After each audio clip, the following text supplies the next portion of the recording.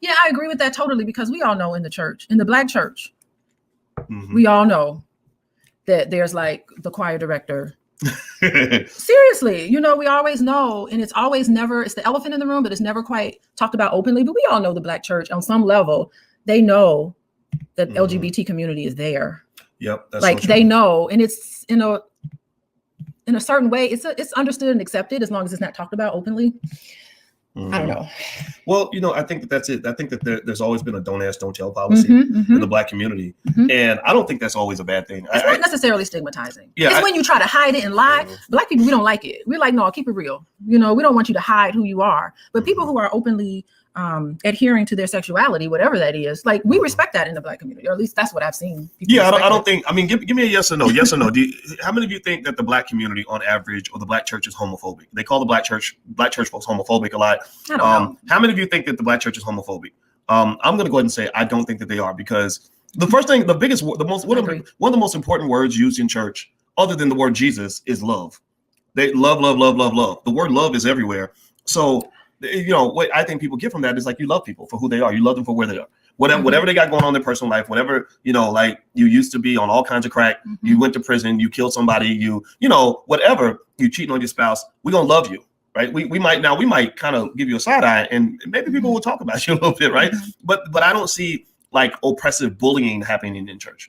It could on some subtle level, but I think the biggest thing is just, are you a person that's very deceptive? I think it's the deception that really gets a lot of people, just in general. You know what I mean? We don't like the deception. And so that's what's happening. If you have a history of deception, that's what people take issue with, because it hurts. Someone's deceiving you and they're being deceptive. That's very painful.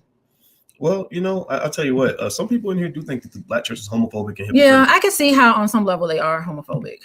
I would agree with that. Blacks are not homophobic. We just don't like certain things thrown in our faces. Expect to accept it. Yeah, that's the agenda. That's the agenda. That's my point of view, right? Like, I think it's more like, just, you do you, I'm gonna do me. Leave me alone. Like, just stop telling me how to do me. Yeah. I'm not going to tell you how to do you. You don't tell me how to do me. And don't tell me that I have to applaud when you somehow feel the need to tell me what you're up to in your bedroom. I think there's people that feel, and I don't blame them. I don't think that, so I think, so if you go with Andrew Gillum, so let's get back to Andrew Gillum. Yeah, so you are, by the way, Alicia is, she is a licensed therapist, and she's a full professor of social work. So she's actually trained heavily in the field of relationships. I'm just a Black man who talks shit sometimes. So what did you see in terms of this couple trying to heal and overcome the scandal to end all scandals? What do you speculate might have occurred? Because it looks like they're still married. They're still trying to figure this out. How do you visualize them even getting to this point? Like, do you think that she was just kind of ready? Like, it was more like, okay, now our secret is out, and I have to deal with that. Is that what it was? Because it said it in the GQ article. So they knew that he was attracted to men, and she knew he was attracted to men. Actually, everybody in Andrew Gillum's camp, they all knew he was attracted to men, and they actually contemplated exposing or telling that story to the media. They said, should we get ahead of this? And should we say, this is who he is? And it sounded like his wife was accepting of that. And that's fine. So both of them have decided that they're going to stay married. And she has decided that she's okay with his choices. Okay. So that's up to them. Like all his choices, or just like his choice, his sexual choice on some level. Okay. So she said in the interview, yes, I knew that about him. I'm a very religious person, but I'm willing to accept that about him. So she knew that. She was in on those discussions. Okay. So she knew, just so I can be clear, so because I want to hear more. So she knew, in your view, that he was stepping away to get with P.D. Pablo or whatever. Not P. No disrespect to P.D. Pablo, but Travis Dyson. So you think so that's the question. Like, I guess I want to get specific in my head. Like, do you think that she knew that he indulged every now and then, or do you think that she knew he was going to hotels with hookers?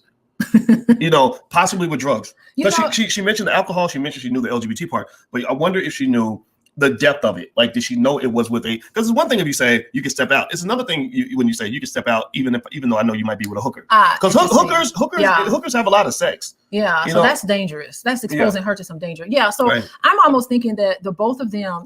I don't think she knew he was being with a sex worker. I think that if a couple decides they're going to be open in their marriage, they need to start defining rules around that.